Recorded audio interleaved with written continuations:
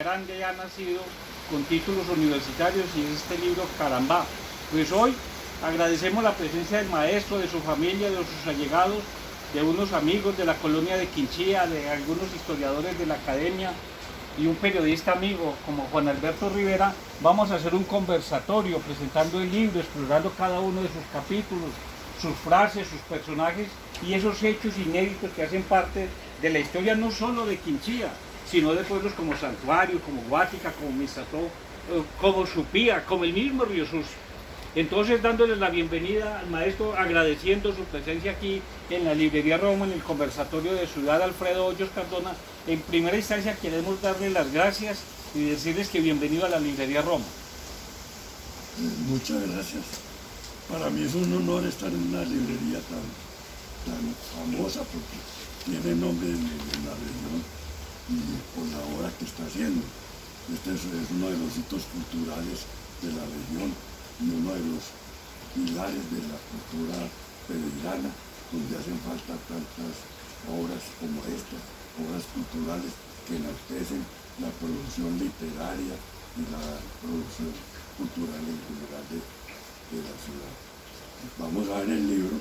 A medida que vamos hablando del libro, pues vamos comentando. Y obteniendo diversas intervenciones de personas que están o aquí presentes o a través de las redes sociales. Esto es un conversatorio muy abierto, donde sabemos que el libro, la temática y el proceso investigativo gusta mucho, entonces cada uno de los asistentes puede ayudarnos en las diversas intervenciones. Bueno, don Alfredo, las cosas tienen un principio.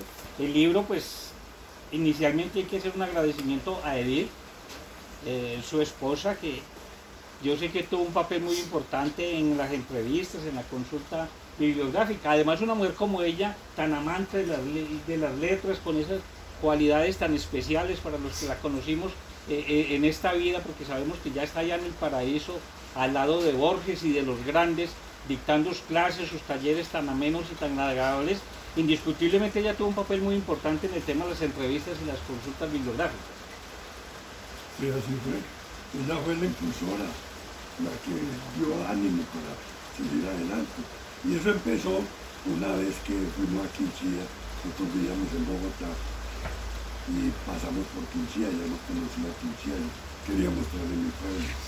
Y empezamos a recorrer las calles de Quinchía, y ella inquieta, porque le gustaba mucho la historia regional, y era fuerte en la historia regional argentina. Digo, bueno, contame de tu pueblo, de Quinchía. Y empezaba a decir, a la gente a ver qué nos dice. Y empezamos a indagar. Y llegó un señor y dijo, no hay nada, que aquí no hay nada que hablar, porque este es un pueblo menos. Y dijo, y ella se quedó mirando y dijo, no, como que un pueblo menos, los memes también tienen historia. Y fuera de eso, yo oigo que tu abuelo tenía una cantidad de historia, pues leíamos esa historia, a ver hasta dónde llegamos con la historia de Quinchía. Y así empezó este libro. Vea pues, un hecho bastante particular, una persona amante de la historia, que no era de aquí precisamente, ni siquiera de aquí de Colombia, de familia argentina, de ascendencia francesa, se interesa por esos temas y hoy pues la cultura, la región se nutre con un libro maravilloso, Carambá, que cuenta la historia de Quinchía de una manera pausada, de una manera crítica, pero de una manera muy amena, como lo dice el prólogo de Heiber Ladino, el profesor que escribe el prólogo, en una prosa gustativa, en una prosa elegante, pero una prosa que la pueden entender esos pueblos ancestrales muy diversos, originarios de Quinchía. Entonces uno, don Alfredo, encuentra como una línea en el tema del libro, y que es el tema de la violencia, que es el tema de las adversidades, como que hacen parte de la historia de ese pueblo, pero indiscutiblemente en la medida que hay dificultades y adversidades, ese mismo pueblo ha superado todo eso y hoy tiene unos renglones importantes de paz y progreso. ¿Cómo se explica esa idiosincrasia de ese pueblo? La importancia de ese libro está en eso, estriba en eso, en mostrar un pueblo resistente, resiliente, que fue capaz de salir adelante a todas las adversidades y llegar a ser uno de los pueblos más importantes del departamento. Es un pueblo que ha forjado unos valores como son la solidaridad, Sí. como son la confianza en ellos mismos, como es la identidad con su tierra, con el amor por todo lo suyo. Y eso es lo que hace del quinchireño una persona diferente y muy diferente a los demás habitantes del departamento de Risaralda. Ahí volvemos a uno de los capítulos del libro donde habla del legado de las generaciones pasadas y encuentra uno conceptos muy bien definidos como el tema de identidad, el tema de arraigo, el tema de orgullo, unos valores ancestrales que las otras generaciones que llegamos después de quinchireños hemos llamado el civismo quinchireño. El civismo quinchireño ha permitido construir iglesias, el civismo quinchireño ha permitido construir infraestructura deportiva como el estadio, el civismo quinchireño es el responsable de obras sociales como el hospital, de obras de la salud como el polideportivo, las carreteras. Pues para vencer semejante topografía eran los campesinos que se citaban los días sábados o los días domingos en las famosas mingas o convites. O sea, don Alfredo, llegamos a la conclusión que buena parte de la historia, del progreso de la historia de Quinchía se ve al civismo quinchireño. Claro, se ve al civismo quinchireño que ha dado una identidad, que es lo importante. No hay ningún pueblo de este departamento que tenga la identidad que tiene el quinchireño. Y eso le ha permitido reconstruir una cultura que de cualquier otra manera se hubiera perdido. Han vuelto sobre los valores ancestrales, se ha vuelto hacia las leyendas, hacia los mitos, y tenemos un pueblo que ya podemos decir que es el pueblo que tiene más historia, incluyendo más historia que Pereira. Para que vea, porque es que de esos ancestros, de esa riqueza cultural, es que precisamente se van forjando todas las historias de los pueblos. Y en el libro hay un capítulo muy importante que es el que tiene que ver con la historia de los 4 corregimientos. La verdad, yo como quinchireño y todo, pues conocí un poquitico de la historia de Irra, que es el corregimiento más grande y de mayor identidad que tiene Quinchía, Irra, que nace con el tema del ferrocarril. Indiscutiblemente el tema de Irra tiene que ver con el tema del ferrocarril, cuando necesariamente el ferrocarril de Caldas, de la década de los 20, tenían que unir a Risaralda, a Caldas, era Caldas, solo territorio Caldas, y es cuando en 1913, en 1917, incluso el dato es suyo, me gustó mucho, del gobernador de Caldas que autorizó la construcción de ese puente. Entonces me gustó mucho porque yo ya tenía algunos elementos de la historia de Irra, pero para mí sí unos temas completamente la historia de Naranjal, la historia del corregimiento de Batero y la historia del corregimiento de Santa Elena. ¿Cómo fue ese proceso de la ruralidad de Quinchía? Bueno, Quinchía es un pueblo campesino, netamente campesino. Como es un pueblo campesino, tiene muchas aldeitas, muchos caseritos que han ido creciendo poco a poco, porque cada uno tiene un círculo económico que los ha fortalecido. Y tenemos un pueblito como Irra, que tiene comercio propio.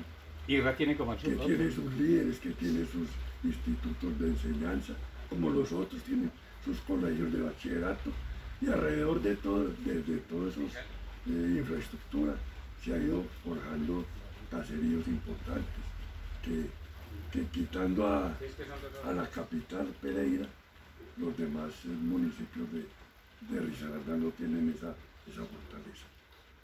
Y es una fortaleza porque es reconocer la ruralidad. Nosotros, como país Colombia, a pesar del el crecimiento de la población urbana, el proceso de industrialización, siempre la fuerza está en el campo. Si el campo no produce, la ciudad tampoco. Y entonces me gustó muy mucho esa parte de reconocer la ruralidad de Quinchía en esos 4 corregimientos.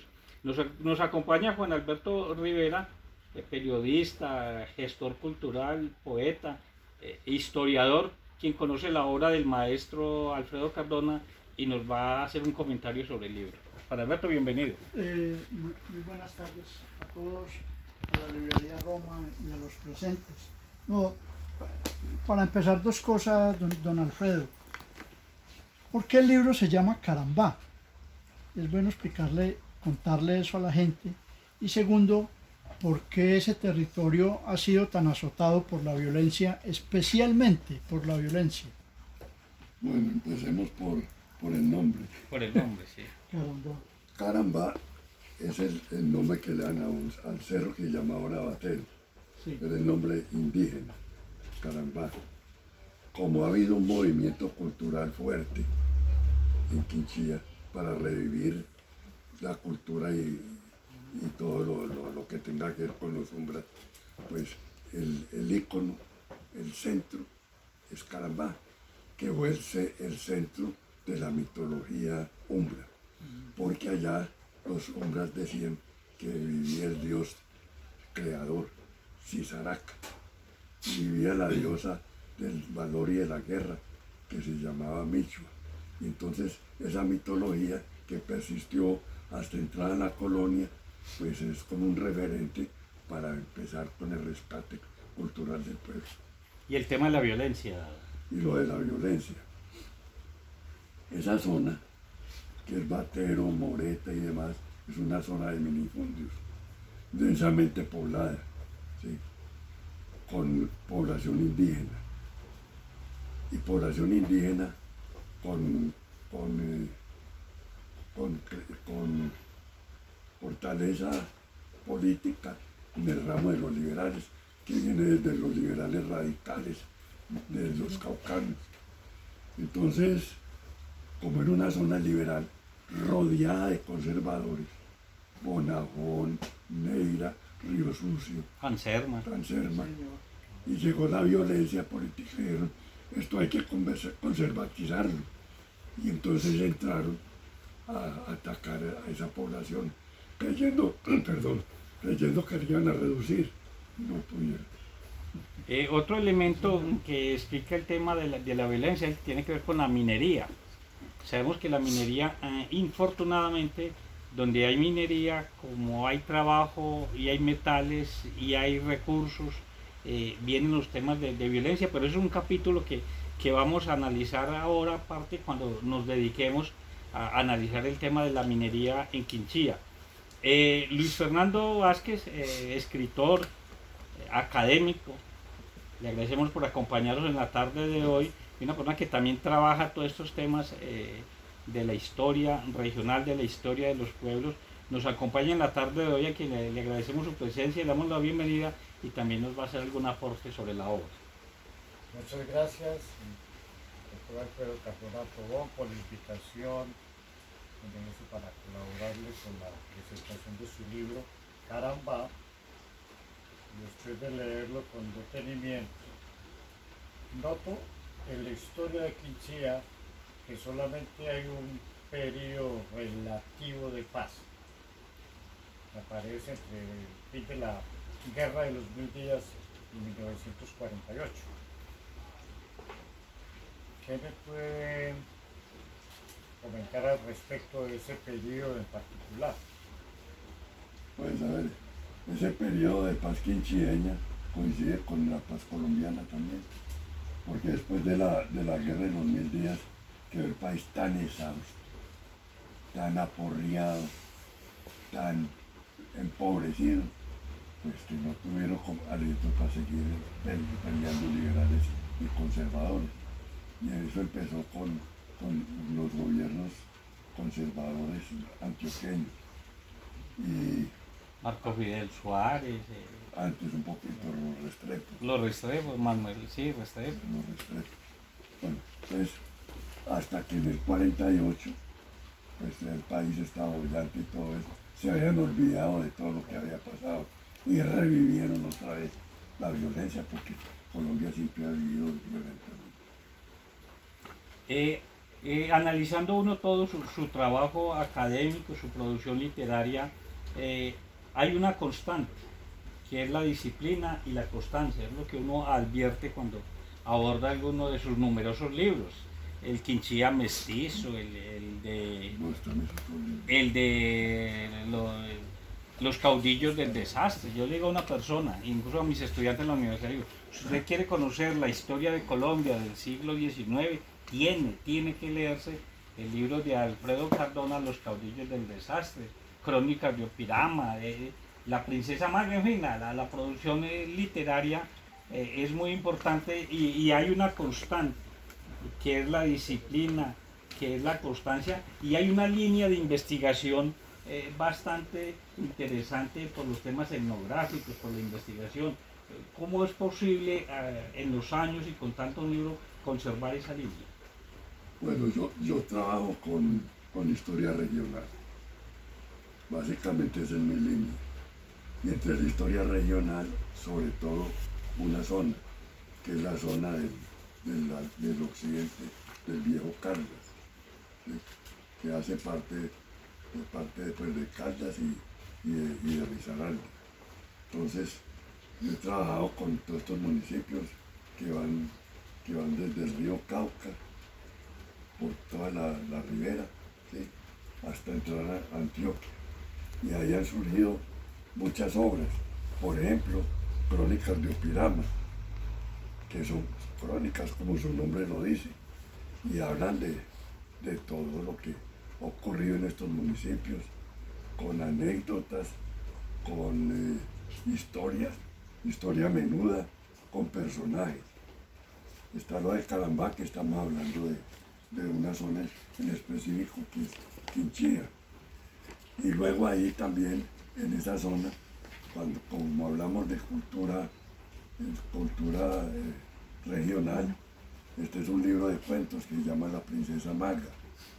Pero fuera de esos hay otros que comentó ahorita. El Quinchía Mestizo, el de Caudillos del Desastre, que para mí es su obra cumbre, porque sí, también, ¿no? Es una obra, una producción literaria muy prolija y repito, nos ayuda con ese proceso de la identidad, porque infortunadamente desde los ministerios y sobre todo desde las editoriales de origen española como Santillana, pues nos tuercen la historia, y terminamos con unos valores que no nos dan identidad, como el tema del lenguaje, como el tema de la religión, como el tema de unas escuelas filosóficas, pedagógicas, que no tienen que ver nada con nosotros, pero repito, a punta de doctrina del ministerio y sobre todo esas editoriales de origen español como Santillana, se ha venido tergiversando la historia de Colombia en los últimos años. Y eso agreguémosle otra cosa.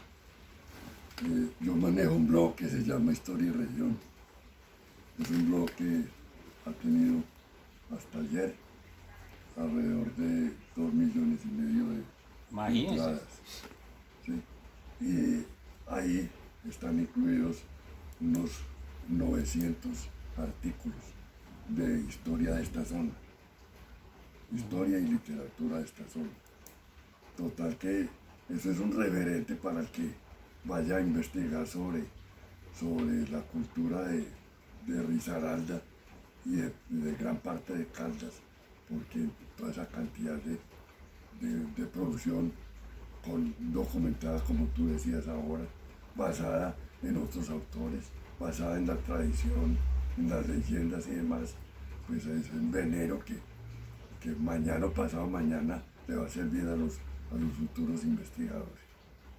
Claro, y es cuando cobra importancia el trabajo de las academias, las universidades con los programas de pregrado y posgrado, y especialmente centros de investigación como la Academia Pereirana de Historia, que tienen que cumplir ese papel de difundir, de profundizar procesos de investigación y sobre todo de publicación, porque es que uno encuentra mucha obra inédita y tomando unos tintos se encuentra, ay, es que yo tengo esto, pero publique, señor, porque la obra publicada es la que ya puede ser objeto de controversia, porque es que las verdades en las ciencias sociales no son absolutas, sino completamente abiertas, controversiales.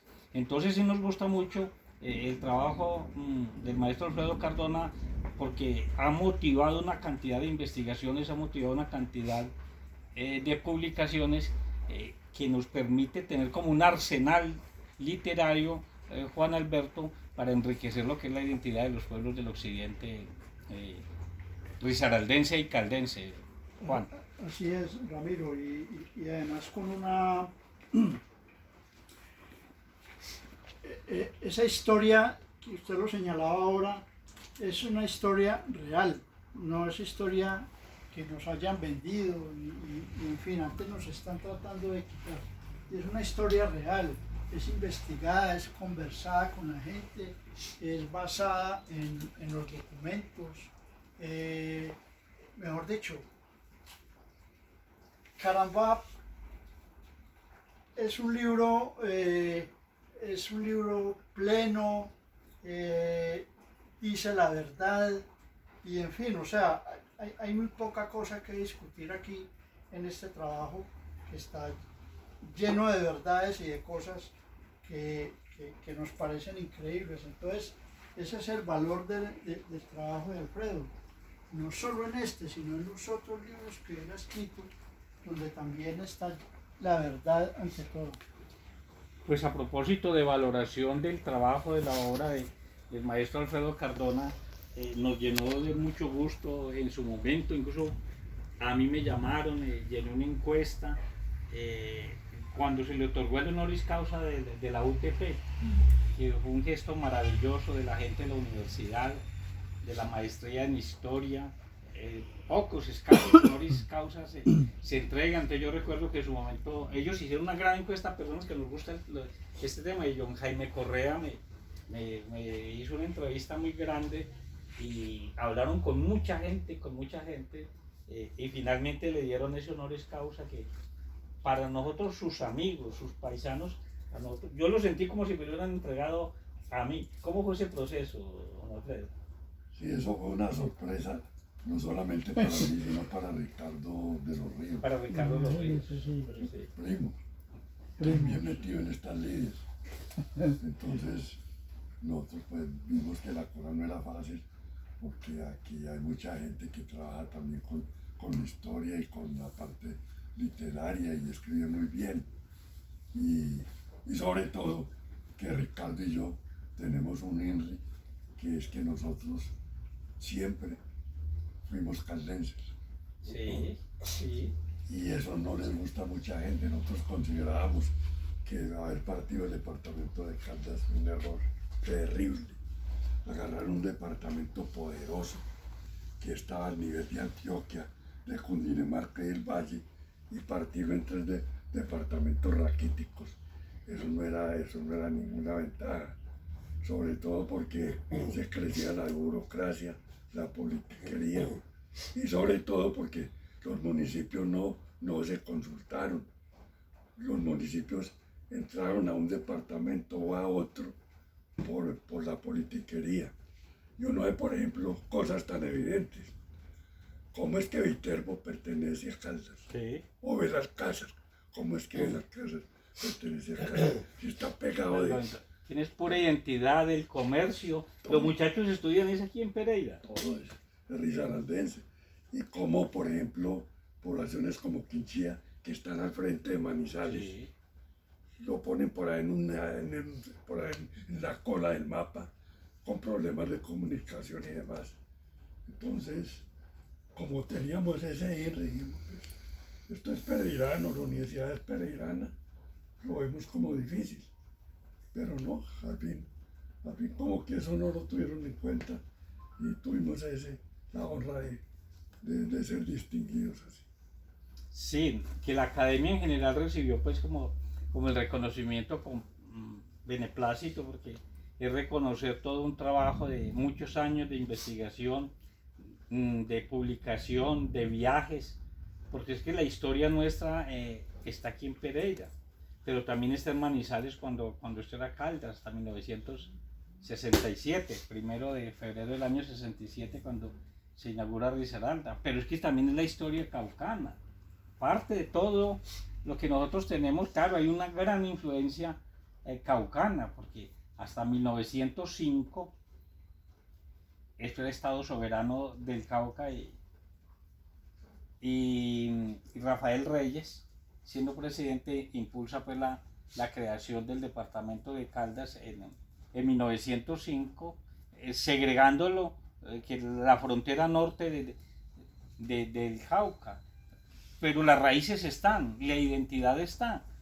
Usted puede trazar un límite, aquí es Risaralda y aquí es Cauca, pero la identidad, la historia de los pueblos, las etnias y todo lo que tiene que ver con la multiculturalidad, todo eso se queda en las casas, en las fincas, en los apellidos y en los nombres nuestros.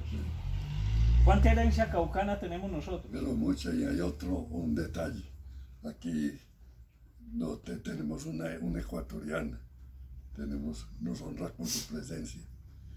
Y resulta que en estos días le conté de que el Ecuador llegó hasta aquí, hasta Río Cauca, Sí. por varios años, en el gobierno de Hilario López. Digo, no, pues nosotros no estamos de acuerdo con Bogotá, nosotros queremos pertenecer al Ecuador, y se adhirieron al Ecuador. Y toda esta zona, la zona caucana, esta zona, perteneció al Ecuador varios años. Y hasta que Hilario López tuvo otra desaveniencia con Bogotá, dijo, no, yo no quiero seguir aquí con los ecuatorianos, me va mejor con Bogotá, y volvió otra vez al redil. Fernando, ibas a hacer otro comentario sobre el libro. Ah, sí, claro. No solamente sobre el libro, sino sobre todo el proceso bibliográfico del doctor Alfredo Cardona. Como son Quinchía Mestizo, Ruanas y Bayoneta, Los Caudillos del Desastre, Indios Curas y Maiceros, Historia y Memoria, la Historia Rural de Pereira, Las Crónicas de Opirama, El Patio de las Brujas, La Princesa Maga, la historia de un poema también. Todo es una vida de investigación de toda la historia de nuestro occidente. Eso es lo que está plasmado no solamente en este libro de Carambá, de la historia de Quinchía, sino de todo nuestro occidente. O sea, son más de 30, 40 o 50 años de investigación independiente que fijan un derrotero histórico de toda esta sección de nuestro país. Y es una base fundamental de información histórica para todo un futuro de investigadores, porque prácticamente es, por decirlo así, la punta de lanza de futuras investigaciones que tengan que ver con toda la historia regional de nuestro país.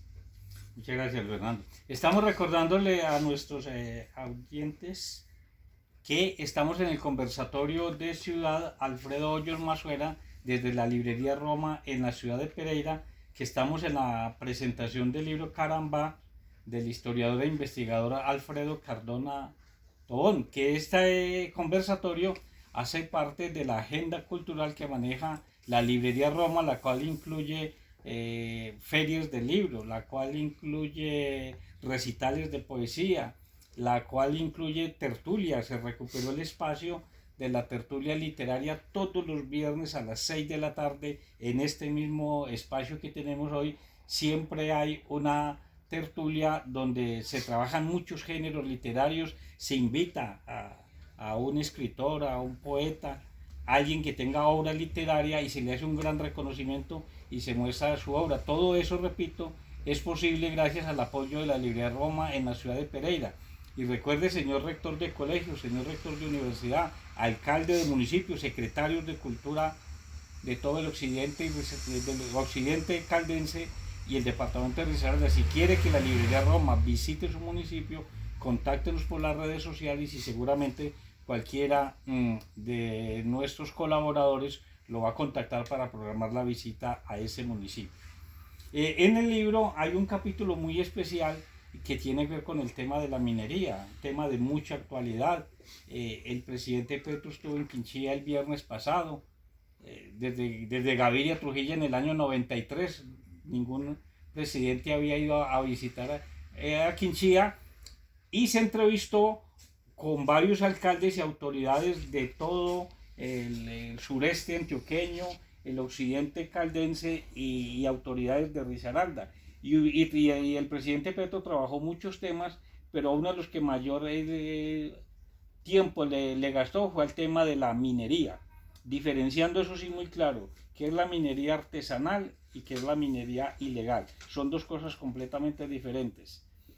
Allí, voceros de esas mineras artesanales pudieron hablar entre semana en unas mesas temáticas que hubo, se pusieron de acuerdo para nombrar sus relatores, y allí frente al presidente y a varios ministros tuvieron la oportunidad de presentar su memorial de agravios. Uno encuentra, don Alfredo, en la minería también como una constante, que en la minería hay trabajo, hay riqueza, se maneja el circulante, pero también vienen los problemas, el problema de convivencia, el problema de prostitución, el problema del alcohol, y sin embargo hace parte pues como de esas identidades nuestras. Entonces, ¿cómo manejar esos temas con la minería? Pues vea, la minería en Quinchía es una minería de siempre. Cuando empezamos a hablar de minería de Quinchía, se habla del Real de Minas de Buenavista. Buenavista es la parte del Cerro Picará, que es de Bonafón, que queda cerquita del Cerro Batero. Por ahí había el Real de Minas de Buenavista. También hay una vereda, creo. Sí, Buenavista. ¿Qué? Buenavista. Ahí se conocen las explotaciones de oro de los naturales de Quinchía. Y a través de toda la historia de Quinchía siempre ha habido minería, pero artesanal. Artesanal. Ahorita pues entraron las grandes mineras canadienses, pues ya la cosa cambió, porque ya hay un problema con el agua, con la tierra. Entonces, entonces allá esa minería ya no es una minería que convenga a la comunidad. Es también cuando se le solicita a los mineros artesanales que tienen que estudiar, que tienen que formalizarse, que los niños tienen que ir a la escuela, que los adolescentes tienen que ir al colegio, que en Quinchía varias universidades tienen sede, como la Tecnológica y la ESAP, y también que aprovechen un anuncio grande que hizo el presidente Petro ahí en Quinchía, que es la apertura de la universidad pública en Anserma Caldas. Como que se pusieron de acuerdo todos los alcaldes y los rectores de universidades y colegios de que se va a abrir una universidad pública grande en Anserma para irradiar a municipios de Caldas como Anserma, Río Sucio, Viterbo, Risaralda, San José, esos municipios de Caldas, pero también tiene que dar cobijo y darle albergue a chicos de Risaralda como Quinchía, como el caso de Guática, Mistrató, Pueblo Rico y Belén.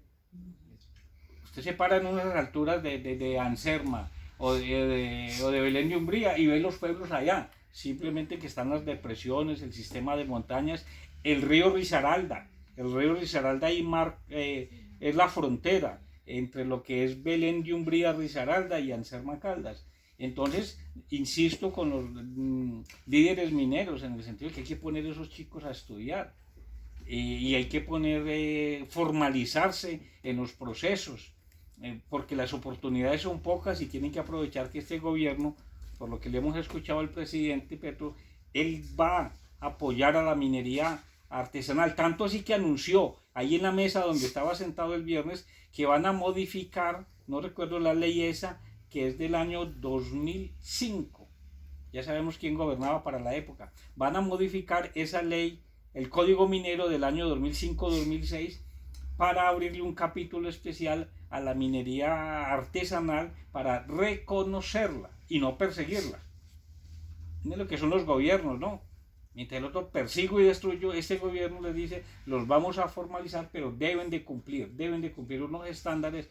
Entre ellos es el tema social y el otro, y bien importante que usted lo tocó, es el tema del agua. No pueden contaminar, no pueden ser depredadores con el agua, un recurso tan vital como eso, y en general tienen que hacer buenas prácticas ambientales.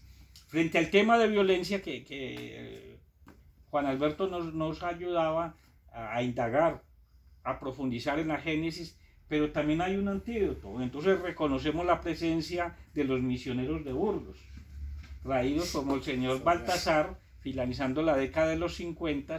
Entonces tenemos el tema de la violencia, pero entonces en una buena medida se traen los misioneros de Burgos, los cuales vienen con una labor pacificadora, evangelizadora y de obras como la educación y en la parte deportiva. ¿Cómo fue ese proceso con los misioneros de Burgos? Démosle el tema. Fernando. Muchas gracias. No, fundamentalmente vino con el padre Soriano, que fue prácticamente el proceso de pacificación y evangelización de la zona durante este periodo. Entonces, el padre Soriano y compañía hicieron un convenio Con el hermano Torti. con el hermano Torti y además con un personaje muy importante que tenía que ver con la violencia en la zona, que era el capitán Venganza, Sí. que era prácticamente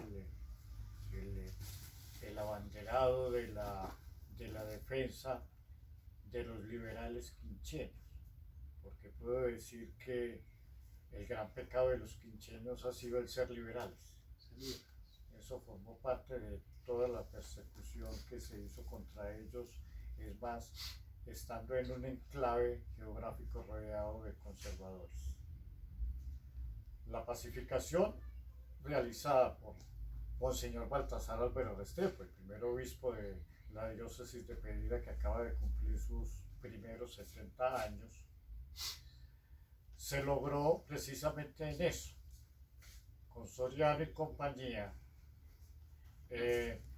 toda la labor deportiva que se logró y de integración, o sea, como una especie de proceso de no agresión, que fue lo que logró pacificar esta zona tan azotada por la violencia desde todos los tiempos. Entonces, gracias a los padres de Burgos, Monseñor Baltasar Álvaro Restrepo, y toda la labor, por decirlo así, deportiva y social realizada en la zona, se pudo lograr una pacificación. Y también en el tema educativo, ellos fundan el Colegio San Andrés, incluso yo estudié en el San Andrés para varones, pero años después ya a las niñas y a las damas también ya les dio por estudiar, entonces quedaron en Nuestra Señora de los Dolores, que ahí está, pero también había que fundar escuelas. La escuela muy importante, fundaron la escuela La Salle, el Niño Jesús. En 1962 viene lo de los núcleos escolares rurales, una propuesta desde el Ministerio de Agricultura bien importante que todavía está ahí, en la entrada al pueblo, el núcleo escolar rural donde los chicos de las veredas venían ahí, estudiaban y vivían ahí. Hoy ya es un colegio oficial a cargo del departamento de Risaralda, entonces también para reconocer, Hernando, el tema educativo con los misioneros de Burgos, y lo más importante, dejaron la infraestructura, pero dejaron la semilla. ¿Cuál semilla? Del espíritu quincheño, de la superación, del querer salir adelante, de resolver, como vos lo dijiste, resolver los problemas de manera pacífica y de manera negociada, porque producto del trabajo de los misioneros de Burgos se vino una camada de maestros muy grande. De todo ese mal, todas las ramas.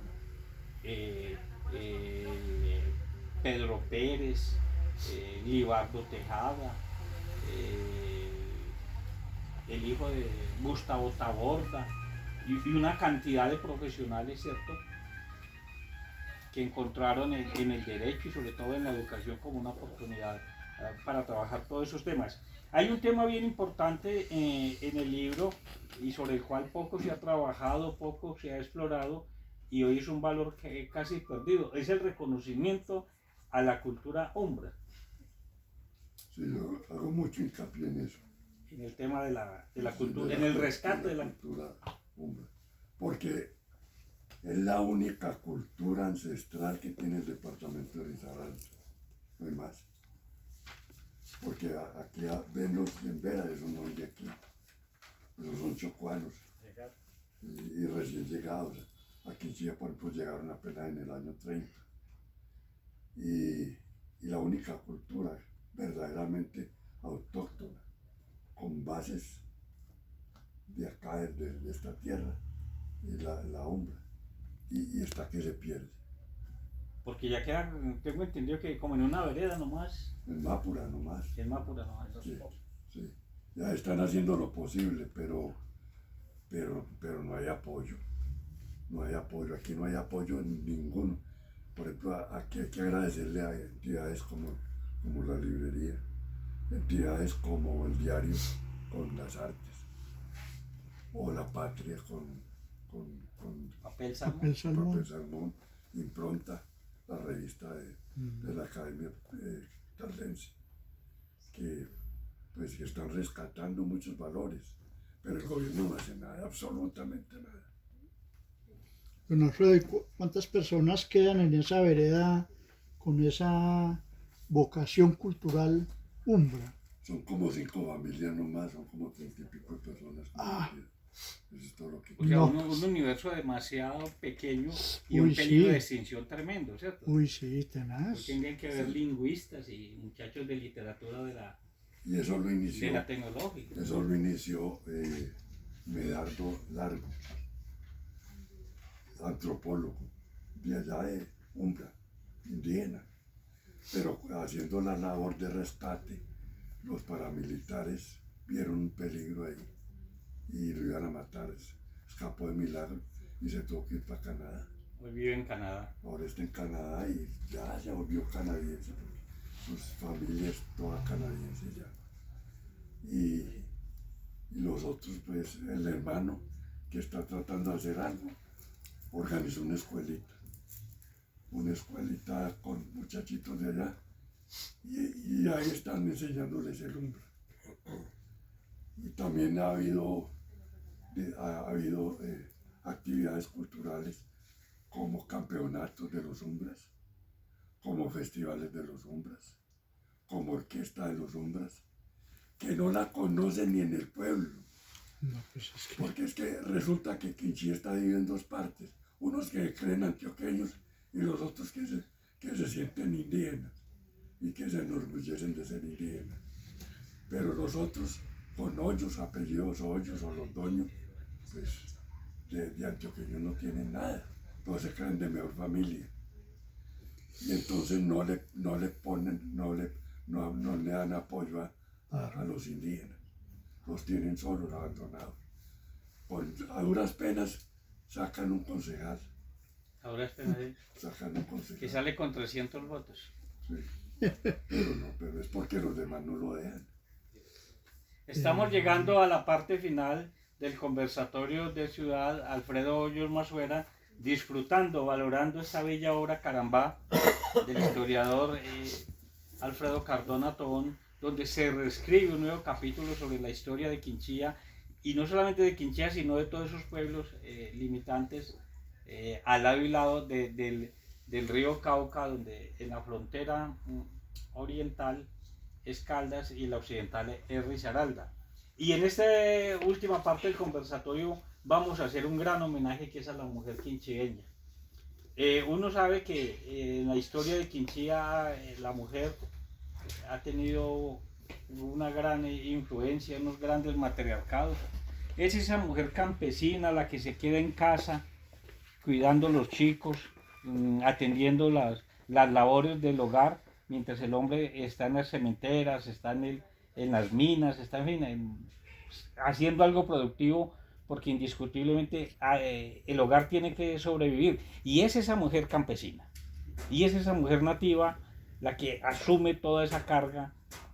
Algunas lograron formarse y fueron educadoras. Entonces estamos hablando de doña Emilia Sierra, de doña Eunice Trejos, de doña Adela Calvo, de doña Ruth Charua, de doña Rosario Suárez y una cantidad de educadoras, de doña Miriam García de Acevedo, una persona a la cual tuve la oportunidad de conocerla, de trabajar con ella y aprender de mis primeros pinitos sobre civismo, a doña Olga Rico de Ugarte, una persona maravillosa, a doña Genoveva Grajales y a doña Otilia Taborda.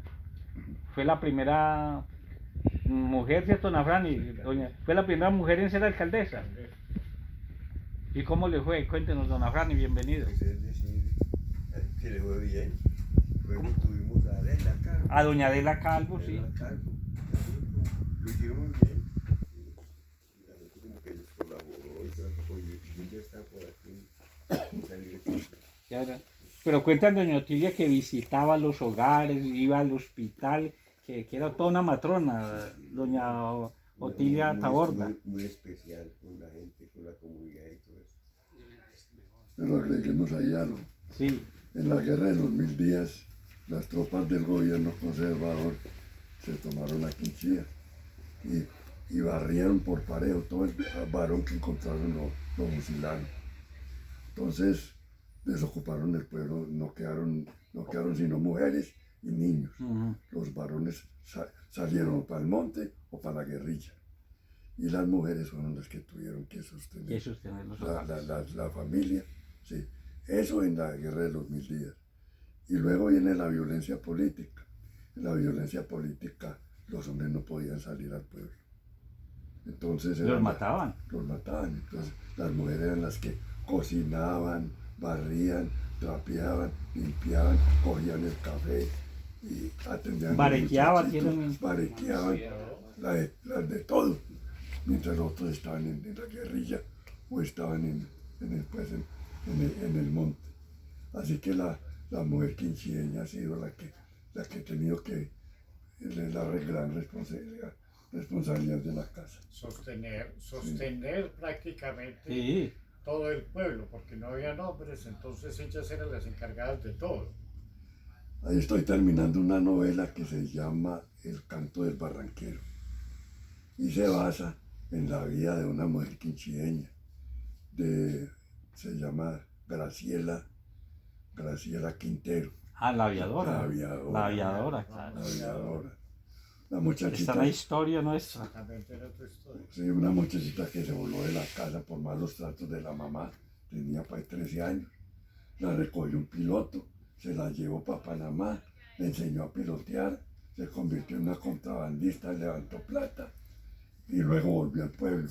En el pueblo se encontró con la violencia política, le mataron el hermano menor, le mataron el novio y se unió con Pedro Brincos, que es el que está organizando las guerrillas liberales de esa zona, y se volvió una dirigente guerrillera liberal que inclusive tuvo resonancia en Cuba, donde la recibieron como una heroína, y luego tuvo resonancia también con las guerrillas que organizaron en el Tolima y en Santander.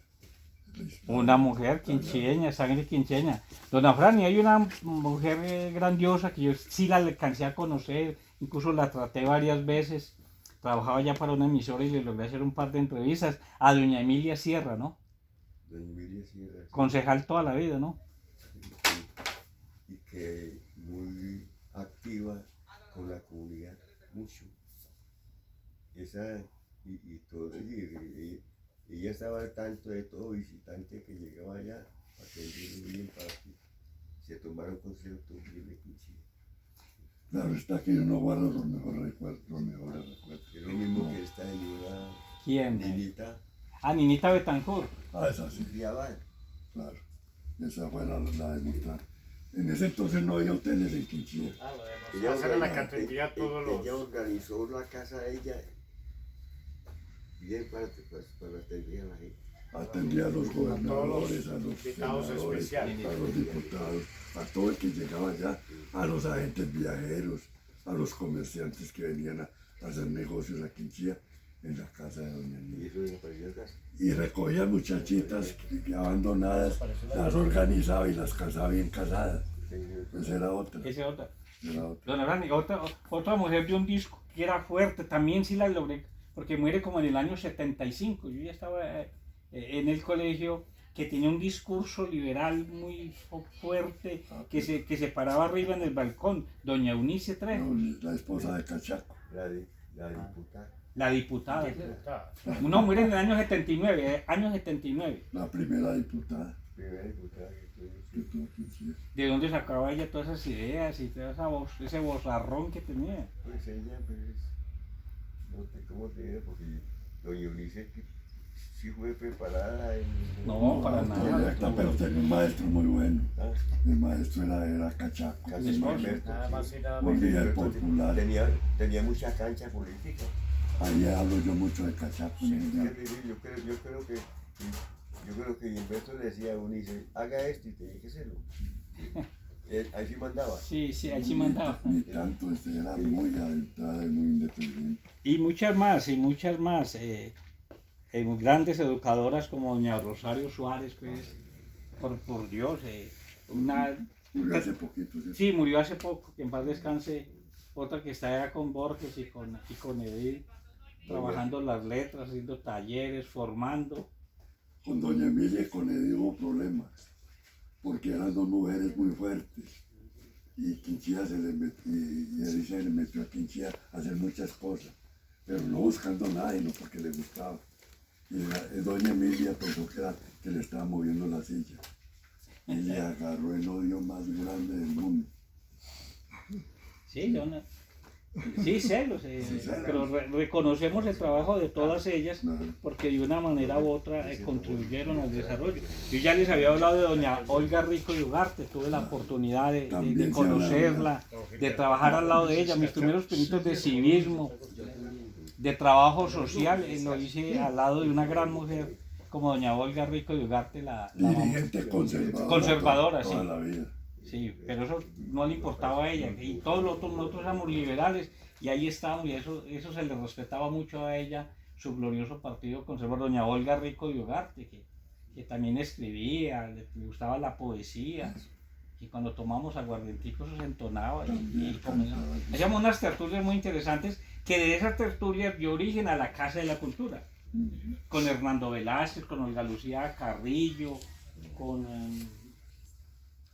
varios, con Omar Ramírez, el que es actualmente director de la Casa de la Cultura, pues de todas esas tertulias, casi como estas, nos dimos cuenta, porque yo ya tenía como 18 años, ya estaba saliendo del colegio, que Quinchía no tenía un espacio para la cultura, que vivíamos era de negocio en negocio, doña Olga tenía una casa muy bonita, una casa de 2 pisos y una biblioteca donde nos gustaba irnos para la casa de doña Olga en la sala y biblioteca de ella, y de ahí surgen las ideas, como en 1981-82 se crea la Casa de la Cultura de Quinchía, afortunadamente de los íconos nuestros que nos dan identidad, donde invitamos a todas las personas que nos están viendo que cuando vayan a Quinchía indiscutiblemente tienen que ir a la Casa de la Cultura. Allí están todos sus libros. También hay 2 libritos míos allá que los he regalado a la Casa de la Cultura. En un estanque hay de escritores quinchiaños. Para mí es un honor estar al lado suyo. Regalé como 400 libros. Yo sé. Estamos pues dando la determinación a una nueva edición del conversatorio de Ciudad Alfredo Hoyos, Masueres, de la librería Roma en la ciudad de Pereira. Agradecemos a Adrián y a todo el equipo técnico de la librería Roma, a Majo y a todos, a Lorena y a toda esta gente maravillosa de la librería Roma que siempre nos da acogida, nos recibe bien. Y lo más importante para nosotros es que estamos cumpliendo el legado de don Alfredo Hoyos, los libros, la cultura. Ese es otro hombre que está allá, me dicen que está haciendo allá con Edith, con doña Rosario Suárez y don Alfredo Hoyos, los 3 enamorados de los libros, enamorados de los trabajos literarios, enamorados del trabajo que hay que hacer con los jóvenes, con las nuevas generaciones. Entonces estamos cumpliendo ese legado de don Alfredo Hoyos, uno de los líderes más importantes de nuestra ciudad, de nuestra región y de Colombia.